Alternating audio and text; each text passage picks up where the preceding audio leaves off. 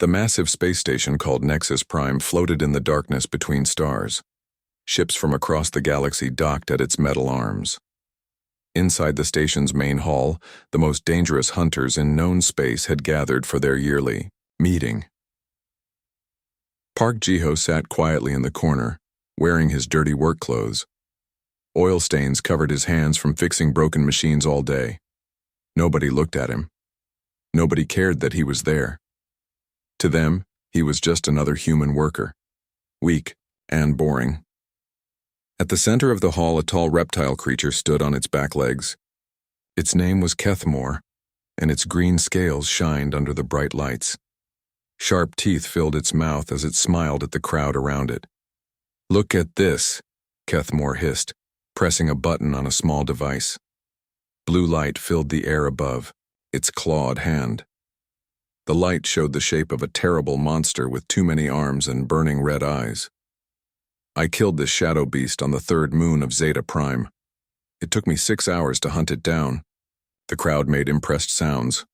Other hunters nodded their heads and clicked their tongues. Some took pictures with their recording devices. Another creature stepped forward. This one looked like a giant bug walking on 2 legs. Its name was Zelthara, and she was a hive queen from the outer worlds. 6 arms moved as she talked, and her voice sounded like metal scraping against stone. "That is nothing," she said, her bug eyes reflecting the light. "I have killed the crystal predators of the shattered worlds. These beasts are made of living rock and stand as tall as buildings. They eat metal and spit acid that can melt through ship hulls." She pressed her own button. The air filled with images of huge rock monsters with diamond teeth. The creatures in the pictures looked like moving mountains with angry faces. More hunters pushed forward to show their kills. A being made of pure energy called Vornexus glowed brighter as it spoke. Its voice sounded like wind blowing through empty space. "I have faced the void krakens in deep space," it said, its light pulsing with each word. "These creatures are bigger than moons. They live in the cold darkness between stars and hunt entire fleets of ships. I fought one for 3 days before I could kill it." The hunters cheered and roared. They passed around bottles of strong alien drinks. Some of them had multiple arms. Others had no arms at all. Some breathed different gases. Others did not need to breathe. But they all shared the same thing. They were proud killers who hunted the most dangerous creatures in space. Ji-ho sipped his water and watched them talk. He had seen this before. Every year, the same show, the same boasting, the same need to prove who was the strongest. Suddenly, the hall became quiet. The main doors slid open with a loud hiss. Heavy footsteps echoed across the metal floor. Every hunter turned to look at the newcomer. Vex Halon walked into the room like he owned it. He was from the Korthak Empire, a race known for turning themselves into living weapons. Metal pieces had been grafted into his body. His arms were half machine, half flesh. Red lights glowed where his eyes should be. Tubes and wires ran under his skin. "Hello, little hunters," Vex Halon said, his voice coming through speakers built into his throat. "I see you are all sharing your small victories again." The other hunters moved back to give him space. Even Kethmore, who was not afraid of much, took a step away from the cyborg warrior. Vex Halon looked around the room slowly. His glowing eyes stopped on each hunter. "I have killed creatures you have only seen in nightmares. The death worms of Proxima 7, the mind-eaters of the Void Sector, the plague dragons of the dead worlds." He pressed several buttons on his metal arm. The air filled with horrible images. Monsters with too many teeth, beasts covered in poison spikes, creatures that looked like living diseases. "This year," Vex Halon continued, "I will add another trophy to my collection. The Nightmare Stalker of Kepler 442b will finally die." The hall became completely silent. Even the bravest hunters looked scared when they heard that name. The Nightmare Stalker was famous across the galaxy. It had killed every hunting party ever sent after it. Some said it could read minds. Others said it could change its shape to look like anything. All agreed it was the most dangerous predator in known space. An official from the Galactic Council stepped onto a platform. She was tall and thin with blue skin and 4 arms. Her name was Administrator Keltera. Hunters, she announced, her voice carrying across the hall through hidden speakers. This year's competition has been decided. Teams of 3 will hunt the Nightmare Stalker. The creature has remained undefeated for over 200 years. It has killed hunters from every known species. She paused and looked around the room. The rules are simple. You will be dropped on Kepler 442b with basic supplies. No orbital support. No rescue teams. You succeed, or you die. The hunters began, talking among themselves. Some looked excited. Others looked worried. A few seemed ready to leave. Team assignments will be random, Administrator Keltara continued. You will be paired with hunters from different species. This is not negotiable. A large screen appeared in the air above the platform. Names began appearing in groups of 3. Hunters watched nervously as the computer decided their fate. Jiho saw his name appear with 2 others he did not know. Yunmira, another human. Choi Daesung, also human. 3 humans together. The weakest species in the galaxy, according to most of the hunters in the room. Laughter started somewhere in the crowd. It grew louder as more hunters realized what had happened. 3 humans had been put together to hunt the most dangerous creature in space. Look at that, Kethmore hissed, pointing at the screen with a clawed finger. 3 soft skins against the Nightmare Stalker. They will be dead before they even find the creature. Zelthara's mandibles clicked together rapidly, the bug equivalent of laughter. Perhaps we should start planning their funeral now, it would save time. Vexhelon stared at the screen, then looked directly at Jiho. For a moment, their eyes met across the crowded room. The cyborg's red lights flashed brighter. Interesting, Vexhelon said, his mechanical voice carrying clearly. I was hoping for real competition this year. Instead, I get to watch humans embarrass themselves. Jiho finished his water and stood up slowly. He was not tall or strong-looking. His hands showed the calluses of someone who worked with tools. His clothes were simple and clean but worn from use. Nothing about him looked dangerous or special. But as he walked toward the exit to find his teammates, something in his quiet manner made a few of the more experienced hunters pause. There was no fear in his movements. No excitement, no anger at the insults. Just calm purpose. Most hunters did not notice. They were too busy laughing and making bets on how quickly the human team would die. But a few older, wiser predators watched Jiho leave and wondered why a simple human worker had volunteered for the most dangerous hunt in the galaxy. The competition would begin in 3 days. Somewhere on a dark world far away, the Nightmare Stalker waited in the shadows, hungry for new prey. Jiho found his teammates in the station's small cafe. The place served food that most species could eat safely, though it tasted like nothing special. He recognized them from their name tags and the nervous way they sat apart from the alien hunters. Yunmira looked young, maybe 25 years old. She wore the clean white coat of a scientist.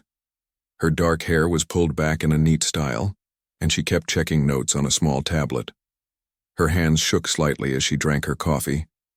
Choi Daesung sat with his back to the wall, watching everyone who entered the cafe. He was older, maybe 40, with gray hair and scars on his hands. His clothes were plain but clean. Something about the way he held himself told Jiho that this man had been a soldier. You must be my teammates, Jiho said, sitting down at their table without asking. Mira looked up quickly. Are you Park Jiho? I was hoping we could meet before we... She could not finish the sentence. Before we die horribly on an alien world, Daesung said in a flat voice.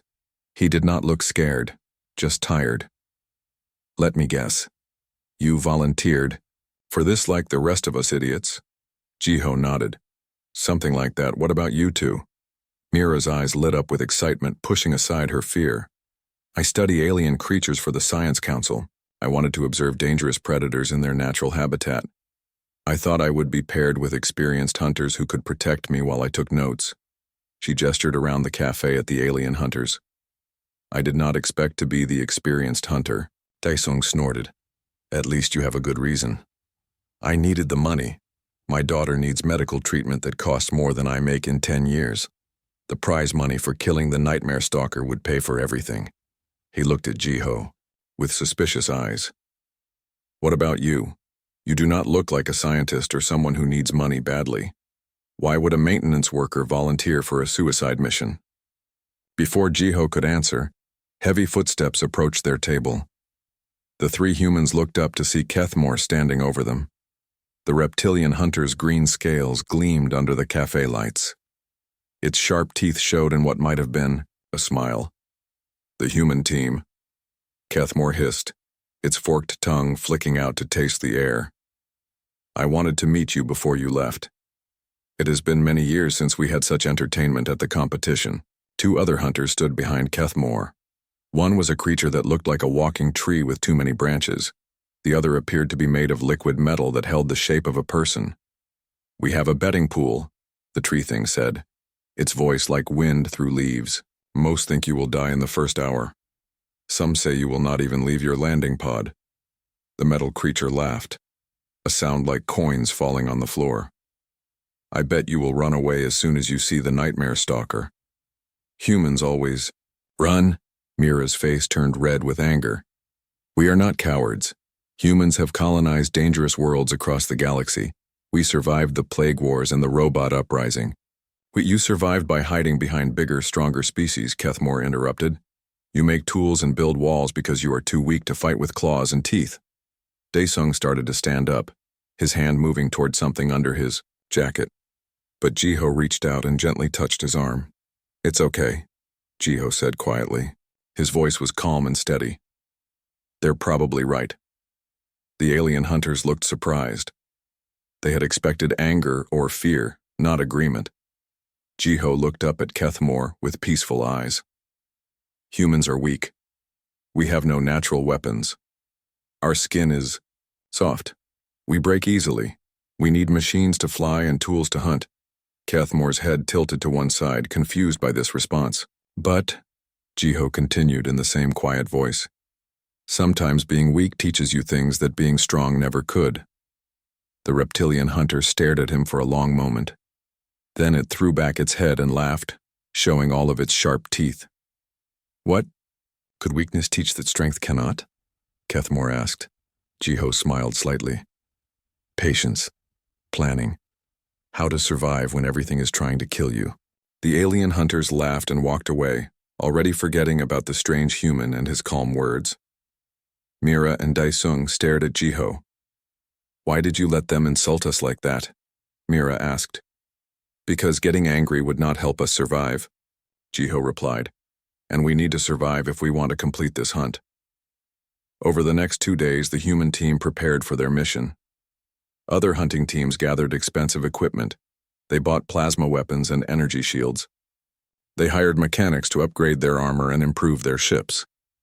Jiho, Mira, and Daesung went shopping in the station's basic supply section.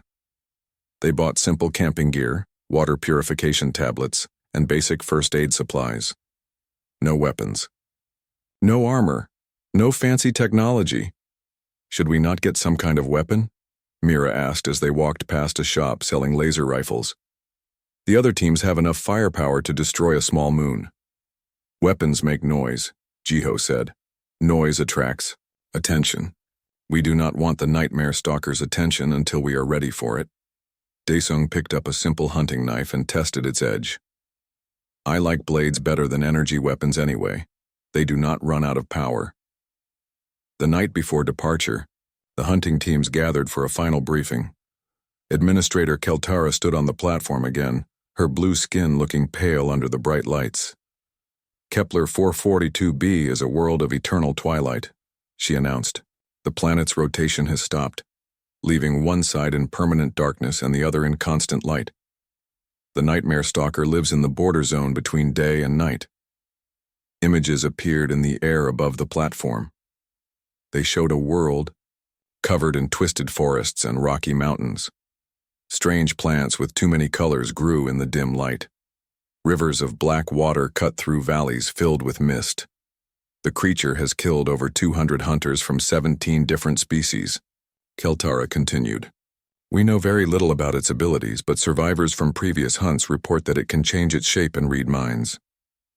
A hunter from the crowd called out, What do the survivors say about its weaknesses? Keltara's forearms moved in, a gesture that meant sadness among her people. There are no survivors. The few reports we have come from hunters who escaped before encountering the creature directly. The hall became quiet. Even the bravest hunters looked nervous.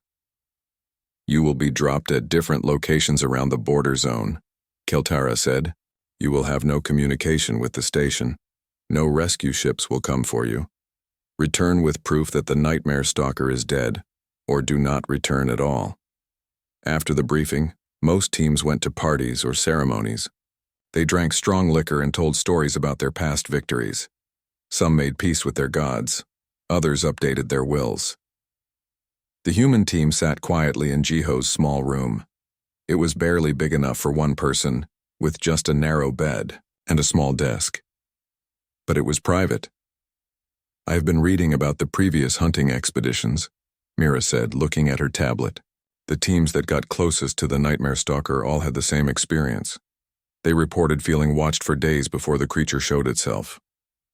Psychological warfare, Daesung said, nodding. It wants them scared before it attacks. Fear makes people stupid. Jiho sat on his bed cleaning and checking their simple supplies. What else did you learn? The creature seems to know things about the hunters that it should not know, Mira continued. Personal details, secret fears, names of family members, like it can read their thoughts. Can it read all thoughts or just surface ones? Jiho asked. Mira scrolled through her notes. The reports are not clear, but it seems most effective against hunters who are already afraid. Daesung looked at Jiho carefully. You do not seem afraid. I'm terrified, Jiho said simply. But being afraid and being controlled by fear are different things.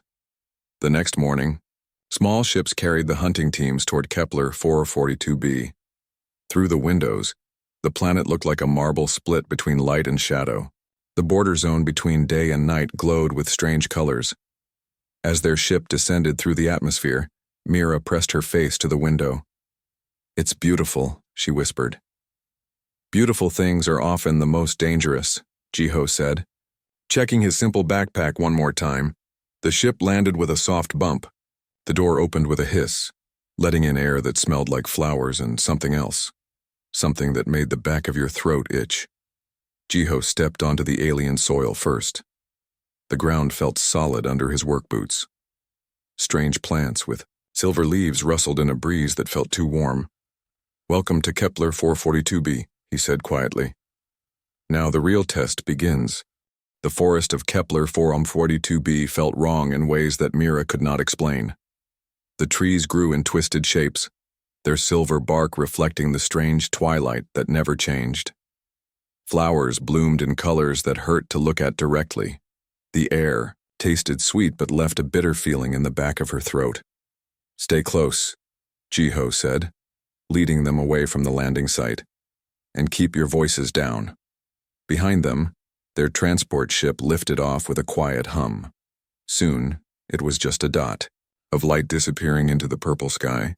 They were alone on an alien world with a creature that had killed every hunter who had ever faced it. Daesung checked his simple compass and knife. Which way do we go? Jiho knelt down and studied the ground carefully. His work-worn hands touched the soil, feeling its texture. The other teams will use their scanners and energy detectors. They will move fast and make noise. He pointed to a faint path that wound between the strange trees. We go slow. We watch. We learn.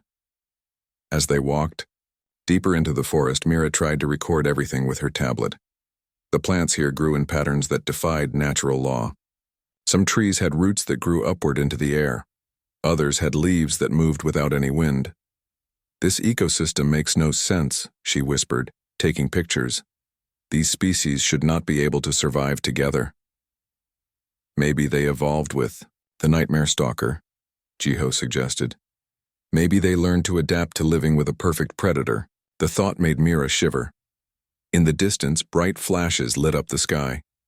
Energy weapons fired in rapid bursts, then fell silent. One of the other hunting teams had found something, or something had found them. Should we help them? Mira asked. Daesung shook his head. We stick to the plan. We survive first, help others second. They continued walking through the twisted forest. Jiho moved like he had done this before, checking the ground for tracks, testing the air for scents, listening for sounds that did not belong. Mira realized that despite his simple clothes and quiet manner, this man knew how to hunt. "Where did you learn to do this?" she asked during one of their rest breaks. Jiho was studying claw marks on a tree trunk. They were too big to belong to any normal animal. "I grew up on a colony world, had to learn to track and hunt to survive." "Which colony?" Daesung asked. He had been a soldier long enough to know when someone was not telling the whole truth. "New Jakarta," Jiho said after a pause. "It's gone now." Mira felt a chill that had nothing to do with the alien air. Everyone in human space knew about New Jakarta. The plague ships had hit it during the war. Millions had died. The few survivors had been scattered to other worlds. "I'm sorry," she said softly. Jiho shrugged. It was a long time ago, but Daesung was looking at him with new understanding. New Jakarta had been under siege for months before it fell. The people there had faced starvation, disease, and constant attacks. Anyone who survived that would know things about fear and suffering that most people never learned. They found their first real clue at a small stream that ran with black water. Footprints pressed into the muddy bank. But they were not normal footprints. They started as large clawed marks like those of the reptilian hunter Kethmore. But as they moved along the stream, they changed shape. First they became the multiple toe marks of an insectoid like Zelthera. Then they shifted into the energy burns left by a being like Vornexus. "It's copying the other hunters," Mira said, her voice barely above a whisper. Jiho nodded grimly. "It's learning from them, studying them." "Or playing with them," Daesung added. More flashes of light lit up the forest, this time from a different direction. Another hunting team was fighting for their lives. The sounds of battle echoed through the trees. Energy weapons, alien roars, and then terrible silence. "How many teams are left?" Mira asked. Jiho counted on his fingers. "We started with 8 teams. That's the third one we've heard go quiet. They made camp that night in a small cave hidden behind a waterfall. The sound of falling water would hide their voices and body heat from any scanners. They took turns keeping watch while the others tried to sleep. During Mira's watch, she saw lights moving through the forest below. Not the harsh white of energy, weapons, but soft glows that seemed to dance between the trees. Sometimes the lights looked like floating balls of fire. Other times they took shapes that looked almost like people. She woke Jiho quietly. "There's something out there." He crept to the cave entrance and looked down at the lights. His expression never changed, but she saw his hands tighten on his simple knife.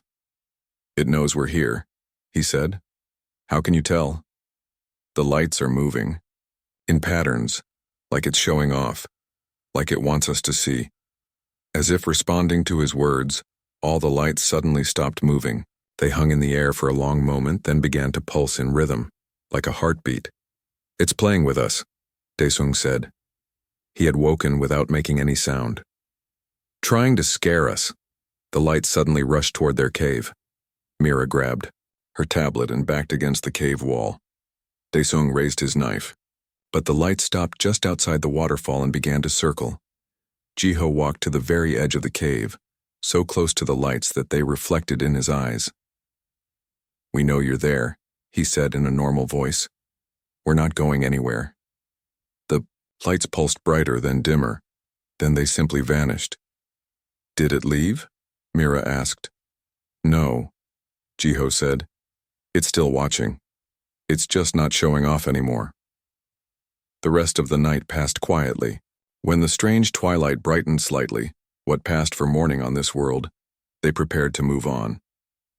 As they packed their simple supplies, Daesung asked, "Why did you walk so close to those lights? For all we know, they could have killed you." Jiho shouldered his backpack. "Sometimes when something is trying to scare you, the best thing to do is show that you're not scared." "But you said you were terrified," Mira pointed out. "I am," Jiho agreed.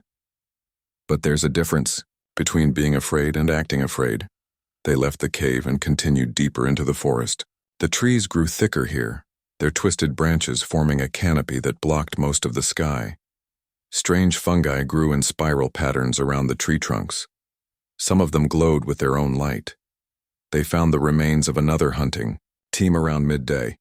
Energy weapons lay scattered on the ground, their power cells drained. Pieces of advanced armor were torn apart and thrown around like toys.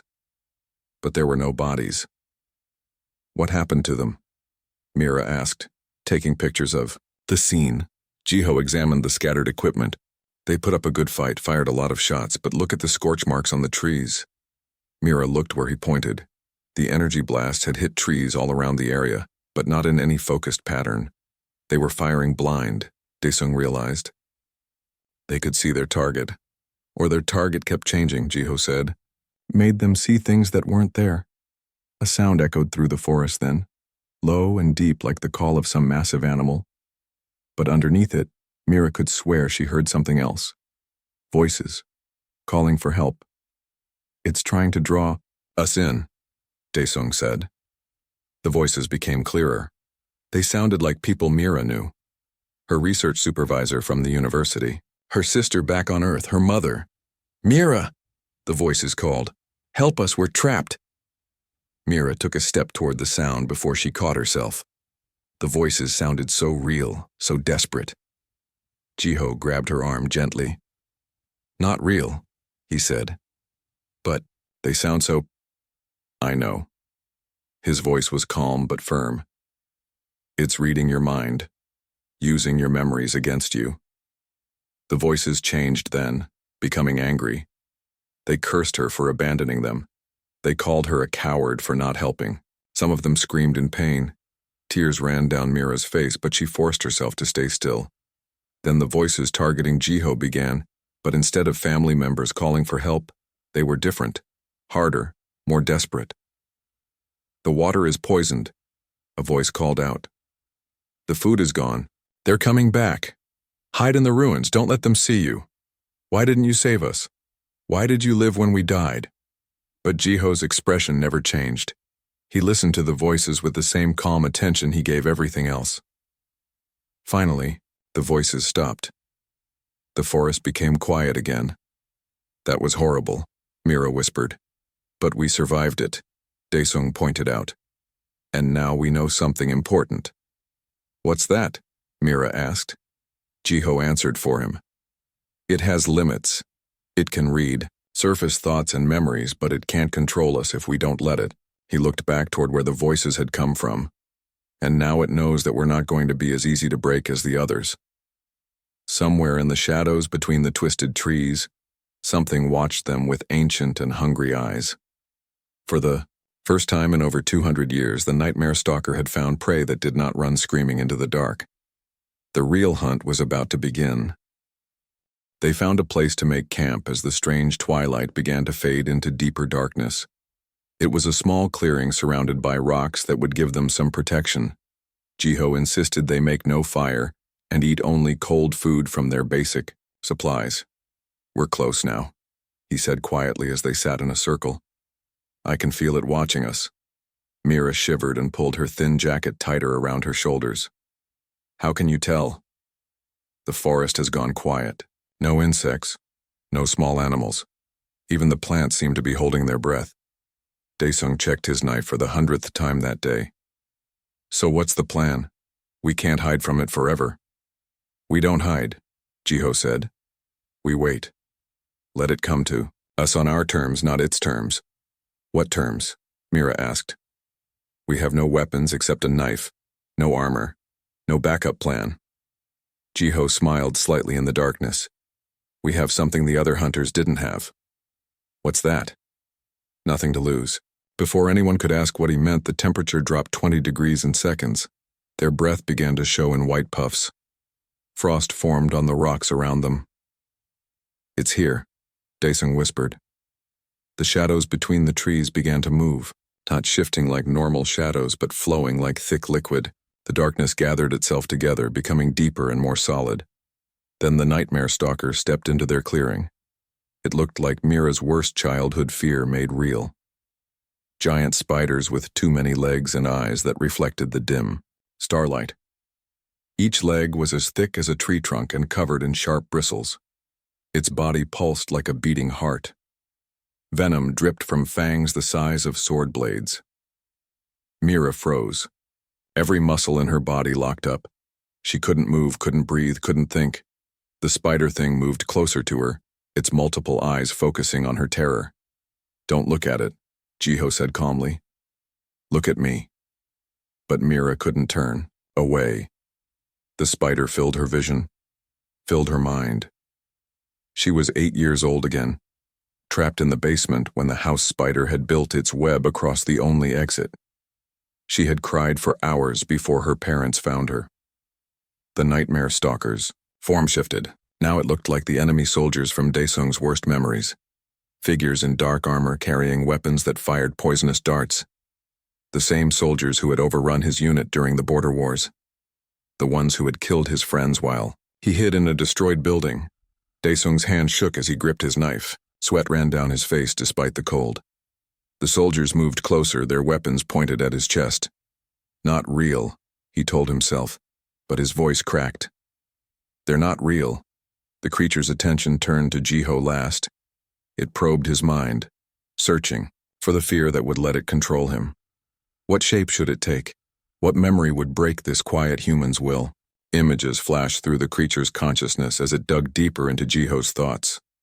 A burning city, ships falling from the sky, bodies in the streets, children crying for parents who would never come home. The nightmare stalker paused. These memories were old but still sharp, still painful. Surely it could use them. It began to change shape, becoming the plague ships that had destroyed New Jakarta. Metal hulls covered in growths that pulsed with disease. The ships that had dropped poison on everything Jiho had ever loved. But Jiho just looked at the transformed creature with tired eyes. "Is that the best you can do?" The nightmare stalker's form wavered in confusion. This should have worked. The memory was full of pain and loss. Why was this human not afraid? "I've seen those ships before," Jiho said, standing up slowly. "I watched them kill everyone I cared about. I breathed their poison and somehow lived. I spent 3 months crawling through radioactive ruins, eating whatever I could find." He took a step toward the creature. It actually backed up. "You know, what I learned during those 3 months," Jiho asked. "I learned that fear is just a feeling. It can't actually hurt you. Only real things can hurt you." The nightmare stalker tried a different approach. It became Jiho's dead family. His parents, his younger sister, his wife and baby son. They stood in the clearing looking exactly as they had in life, except for the accusation in their eyes. "You let us die," his sister said. "You could have saved us. You were supposed to protect us," his wife added, holding their infant son. "Instead, you ran away like a coward," his father finished. Jiho's expression didn't change. "You're right. I did run away. I hid in the sewers while they died above me. I was terrified and selfish and I wanted to live." The images of his family looked confused. This was not how fear was supposed to work. "But you know what?" Jiho continued. "I lived. And because I lived, I could honor their memory. I could make sure their deaths meant something." He looked directly at the creature. No longer bothering to maintain its disguise as his family. "You think fear is weakness, but fear kept me alive when stronger, braver people died.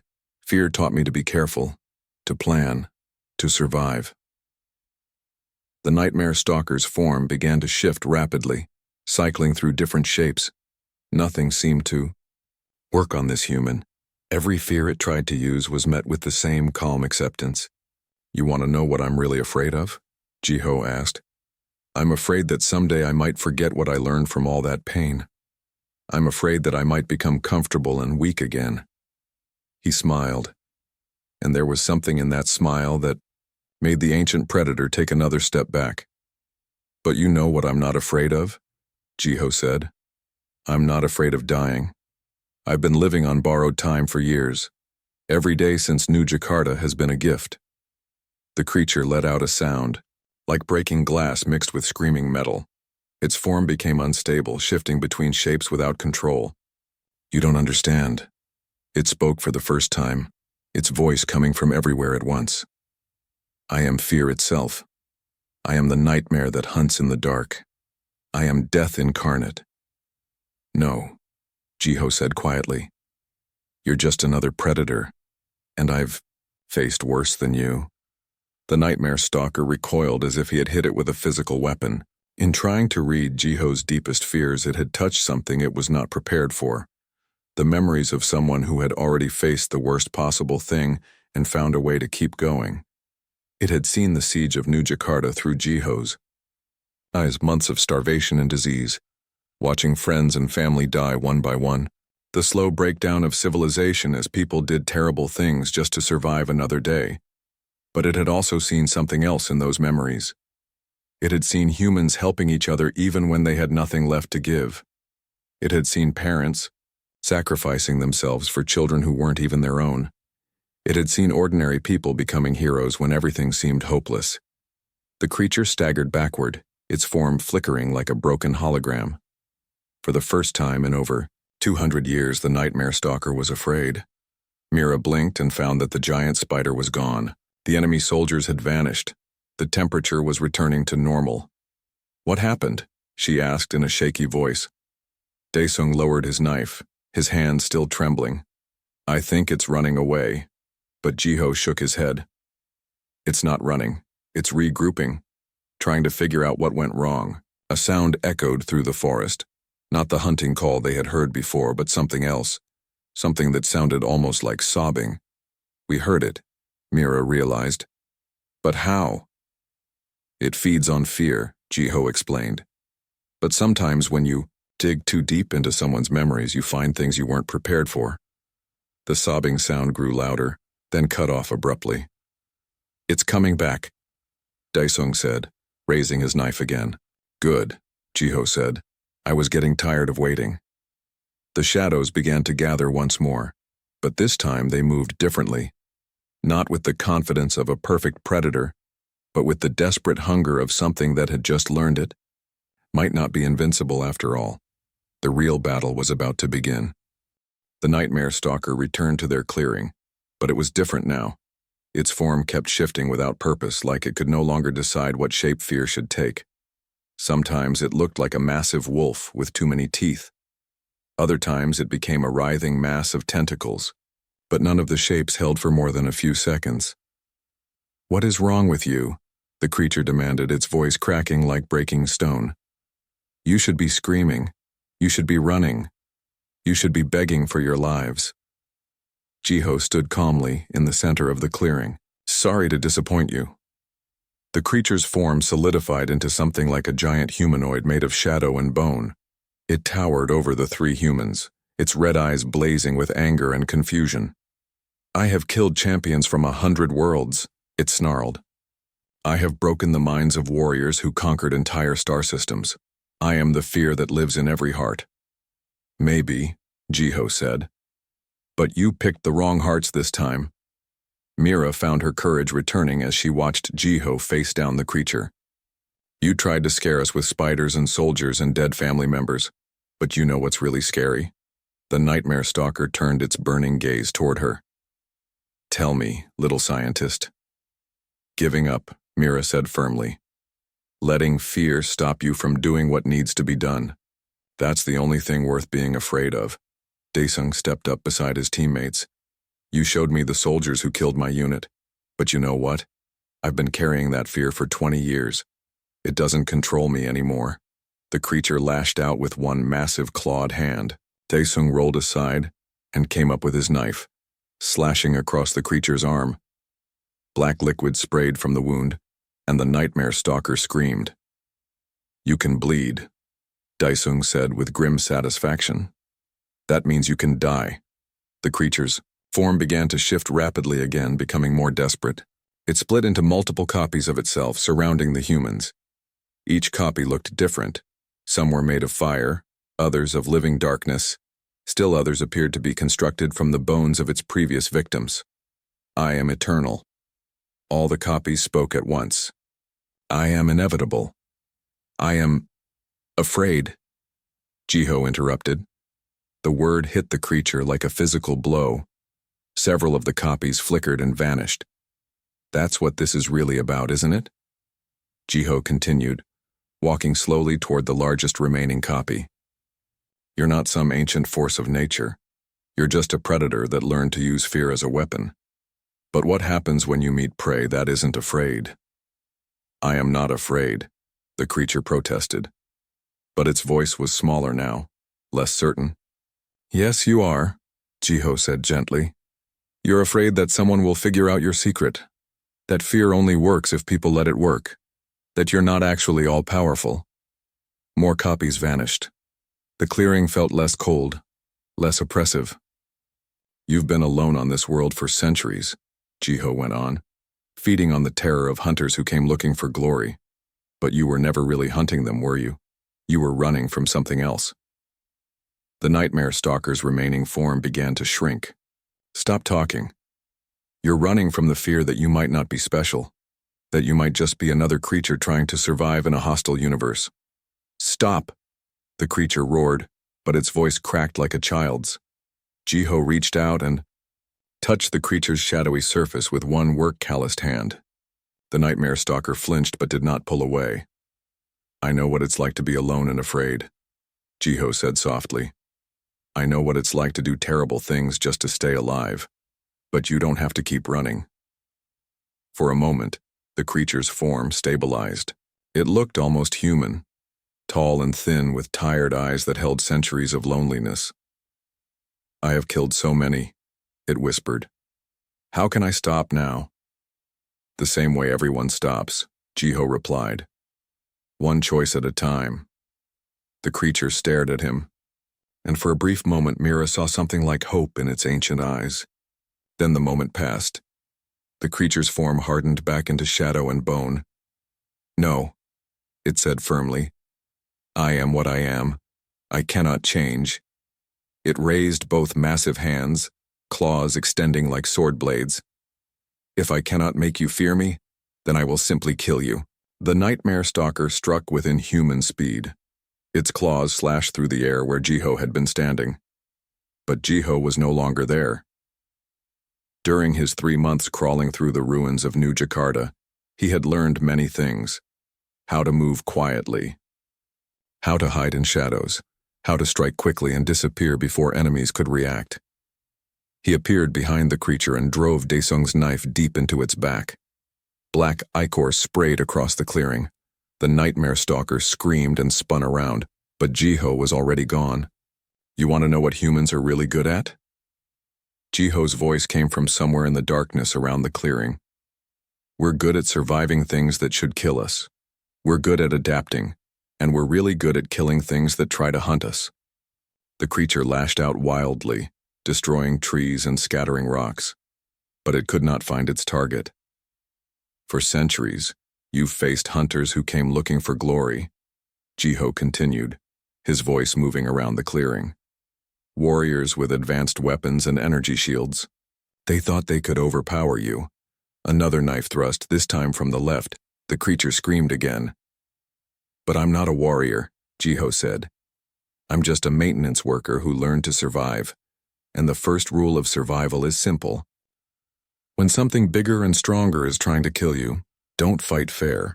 Mira and Daesung joined the attack, moving in coordinated patterns they had not planned but somehow understood. Mira threw rocks to distract the creature while Daesung struck from its blind spots. They worked together like they had been a team for years. The nightmare stalker became increasingly frantic. Its attacks grew wild and uncontrolled. It was no longer the patient predator that had hunted in these forests for centuries. It was just another scared animal fighting for its life. Finally, bleeding from dozens of wounds, the creature collapsed in the center of the clearing. Its form flickered one last time between shadow and something almost human. How? It gasped. How did you defeat me? Jiho knelt beside the dying creature. We didn't defeat you. You defeated yourself. I don't understand. You became so focused on fear that you forgot about everything else. Hope, courage, the simple human ability to keep going when everything looks impossible. The creature's eyes were fading, but they focused on Jiho's face. Will you tell them? Will you tell them what I really was? What do you want me to tell them? That I was not always a monster. That once, long ago, I was afraid and alone and I made bad choices. That if I could do it again. The creature's voice trailed off. I'll tell them, Jiho promised. The nightmare stalker smiled, actually smiled, and then its form dissolved into ordinary shadow. The oppressive feeling that had hung over the forest disappeared. Somewhere in the distance, Mira could hear the sound of normal animal calls returning to the woods. They found a working communicator among the remains of one of the other hunting teams. Within hours, a rescue ship arrived to take them back to Nexus Prime. The news of their success spread quickly through the galaxy. The humans who had defeated the legendary Nightmare Stalker became instant celebrities. Other species looked at them with new respect. But when reporters asked Jiho to tell the story of their hunt, he kept it simple. We did what needed to be done, he said. Nothing more, nothing less. But how did 3 humans succeed where so many others failed? One reporter pressed. Jiho was quiet for a long moment. Maybe because we understood something the others didn't. What's that? Fear is just a feeling. It can't actually hurt you unless you let it. And sometimes the most dangerous thing in the universe is someone who has already lost everything and decided to keep going anyway.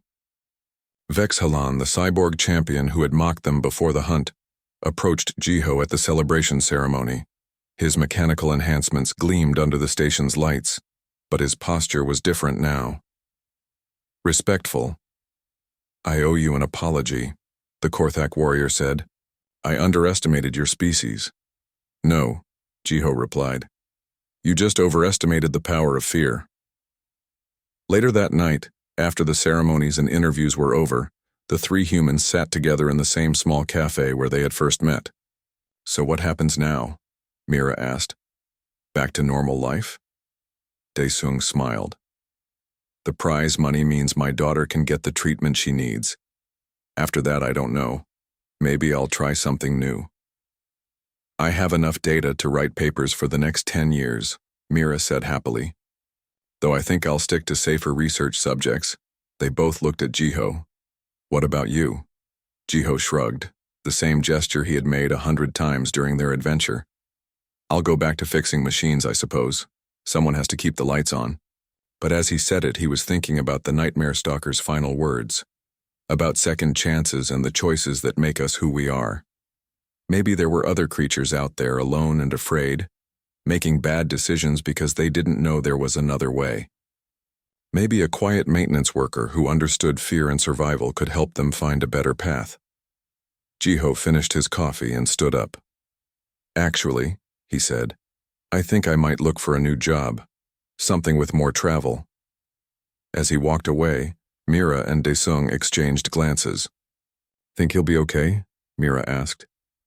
He survived New Jakarta and the Nightmare Stalker, Daesung replied.